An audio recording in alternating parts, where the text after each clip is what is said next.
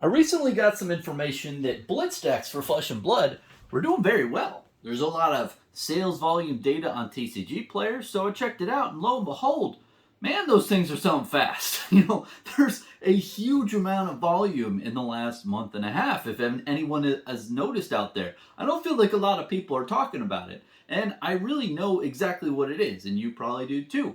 It is because of Brian from Tulare Community College. He's been plugging Flesh and Blood super hard, and he has this whole thing where he's like, hey, buy the Blitz decks. They're really cheap. In a couple of his videos, he was just doing very pluggy for Flesh and Blood, and I love that shit. And it really has had a huge impact in the Flesh and Blood market that I've seen. And I want to talk about it. And first, I want to say I recently saw Brian, Tulare Community College, at the Flesh and Blood Worlds event in San Jose. I didn't want to take up too much of his time. I know he's a very important person. And I basically just said, hey, Brian, thank you so much for supporting Flesh and Blood. It means a lot. And he said, you're welcome. Glad to be a part of it. And, he was very kind to me. But overall, man, Flesh and Blood has grown a lot because of the videos that were on Tulare Community College.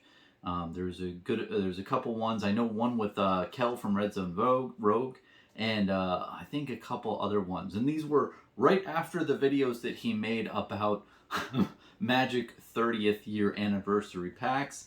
So I feel like they added that extra level of punch, and they were really a lot of people took those videos to heart and went out and bought some Blitz decks on TCG Player. I just wanted to tell you about that. And it's really interesting to me how many new players are coming into the game. And what really interests me overall is that if this is what is being sold right now, which is Blitz decks for Flesh and Blood, well, take into consideration the person who buys them, buys on TCG Player at some date, right? Receives those Blitz decks a week and a half, maybe gets together with their play group a week after that, plays a couple games, enjoys the game, and wants to buy more, and slowly buys a couple singles, and then eventually falls in love with Flesh and Blood and really is a prime consumer at that point. You have a month and a half to 2 month, 3 month window of time of people getting acclimated into the game. And it really made me wonder, are we in store for just like this huge wave of money coming to the secondary market because of all these people getting like these new intro decks now? So right now it is November 9th, right? I started seeing these things pop off maybe a week or two ago. Are we in store in December for a mass amount of people to buying more Flesh and Blood products and singles because they're like, hey, I played the Blitz decks that Brian told me to play. I opened a couple booster boxes. I'm building decks. I'm building competitive decks now. See, it takes them a while to transition from that beginner player to a competitive player. So we could see a good amount of stuff coming in that. And of course, I'm not a financial advisor or anything like that. I just see shit, and I'm a normal guy in a normal room. And I thought it was really good to just talk about it because not many people are talking about that whole thing out there at this current period of time.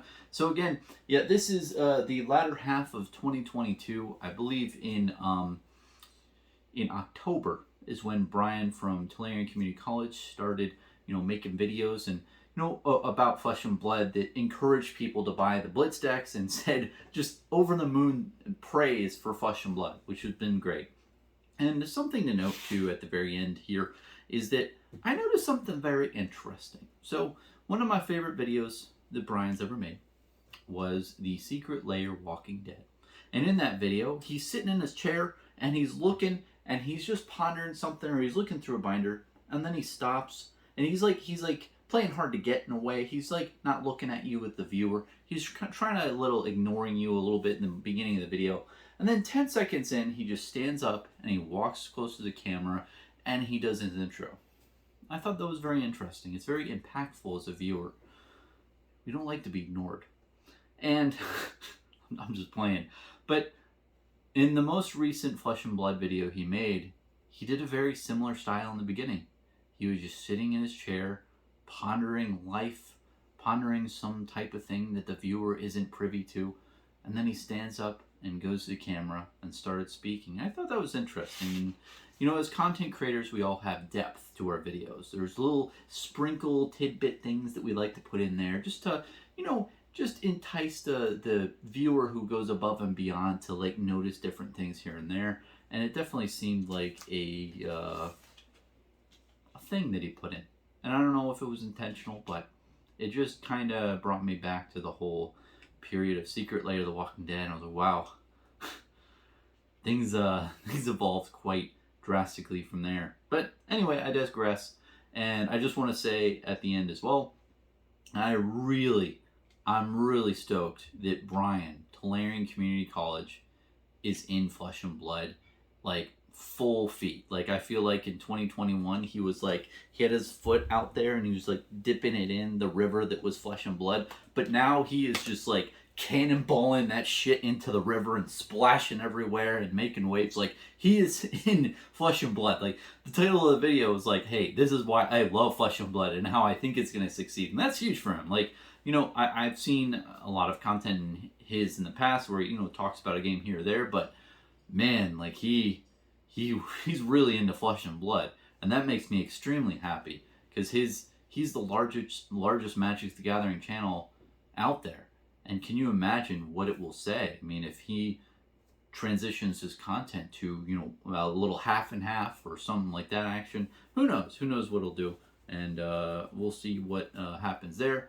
But overview at the end. A lot of Blitz decks have been selling out recently in the last 2 weeks for Flesh and Blood. This is a good thing. It's great. A lot of times for stores, the Monarch and Tales of Aria and Uprising Blitz decks were really harder to sell because a lot of people in Flesh and Blood already have their cards that they need, mainly from booster boxes and whatnot. Having them easily sold to these new players that have come on is great for stores because they're selling their inventory, but I think that we could see a huge wave of money and capital coming in December 2022.